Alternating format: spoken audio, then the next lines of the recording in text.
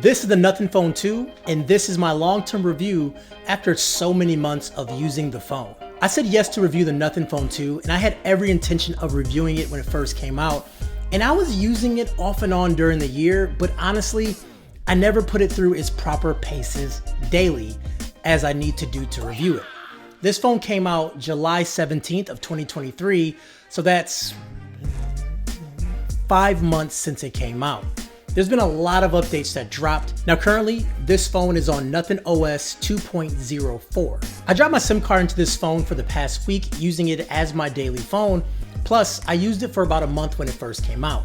So let's talk about it. By the way guys, hit that subscribe button down below if you don't mess with them naysayers.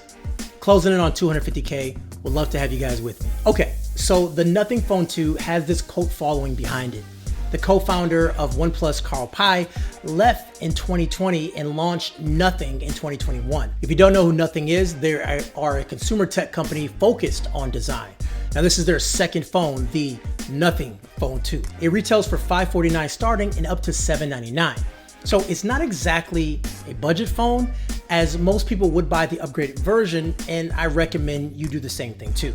Now spec-wise, it's a pretty high-end phone with a Snapdragon 8 Gen 1, 50 megapixel main camera plus 50 megapixel ultra-wide camera. There's also a front camera that's 32 megapixels, and the battery is 4700 milliamp with 33 watt fast charging and 15 watt wireless charging.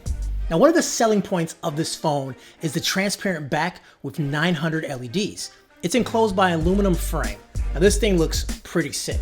It's IP54 resistant, which is a downgrade compared to most phones these days, and it also has an in-display fingerprint scanner, which, in my opinion, works really great. In the hand, it feels like a solid phone that is built well.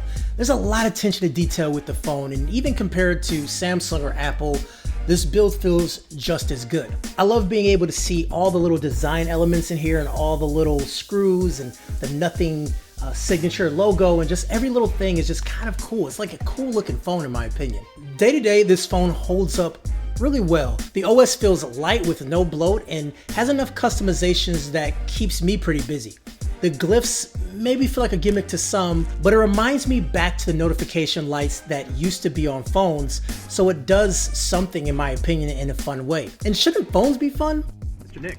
Yes, sir. Hey, we are here in Korea, and you have a Nothing phone as well. I do. Let's see it. It's a beautiful Nothing phone. Yeah, so this is my review of the Nothing phone.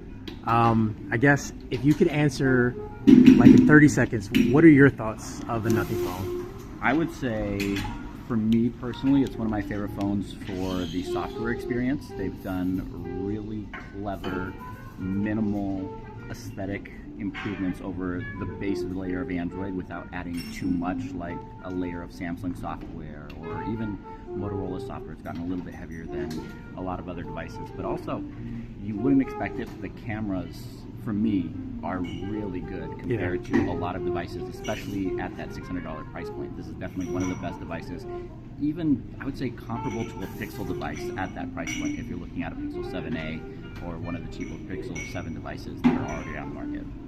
Has anyone told you you look like Gordon Ramsay? No, that's a first. That's a first. I do get, what's the one I get? I get Robin Williams. Oh, okay, I see that, yeah. I see that, yeah. Get those in the comments, but no, first time for Gordon Ramsay, nice. So I appreciate it. Yeah, thank you. Now, I will admit, the speaker is one thing I noticed that isn't as great as other phones. With the speaker phone calls sounding a little muffled at higher volumes, and with music, there isn't much bass, and it starts to sound clashy at higher volumes, which isn't ideal, but it's definitely not a deal breaker.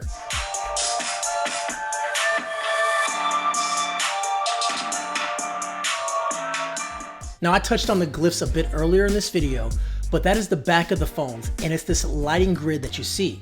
There are 10 different options you can choose from with notifications. What's more fun is that the lights and the haptic feedback, they happen at the exact same time, which is kind of cool when you get this thing flashing and then you get it buzzing. It's kind of a cool experience. There's also what Nothing calls the essential notifications. It allows you to prioritize specific contacts or apps so the notifications shine a persistent light on the Glyph interface until you acknowledge them. I do find it pretty useful, as I like to keep my phone face down, and knowing what app or person tried to contact me without looking at the always on display, I think is a nice feature. I do wish it worked for all types of alerts, as it only works for calls and some notifications, but hopefully an update will open it up more. I don't know. Now for me, the calling card of this phone has to be the software experience. I'm an OG Android guy. I remember going to XDA developers forums and downloading nightly builds of ROMs, and heck, I did it so much that I even worked for XDA back in the day making videos. So when using this phone, it feels like a ROM.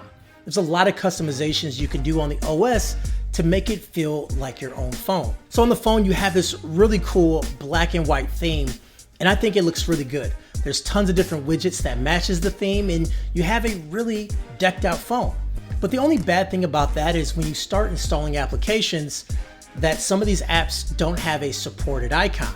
So what you're gonna find is you're going through your app drawer and you find some apps that don't match the theme and some apps do match the theme. I do give Nothing a lot of credit.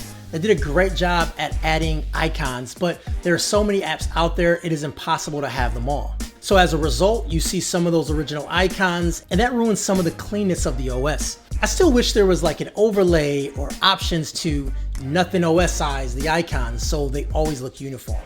It's a minor annoyance, not a big deal, but something I wanted to mention. But beyond that, it feels like Nothing listens to its community when it comes to updates, as I've seen many updates come through over the past few months that were directly from feedback I was hearing. This reminds me of actually OnePlus back in the day.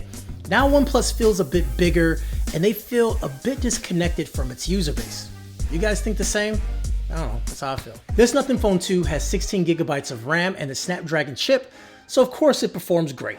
Combine that with the OS that is light, and this phone zips just as fast as any other phone that's currently out there. There's nothing about this phone that feels slow because it does have flagship specs, and that goes to gaming too. Okay, so let's move to camera.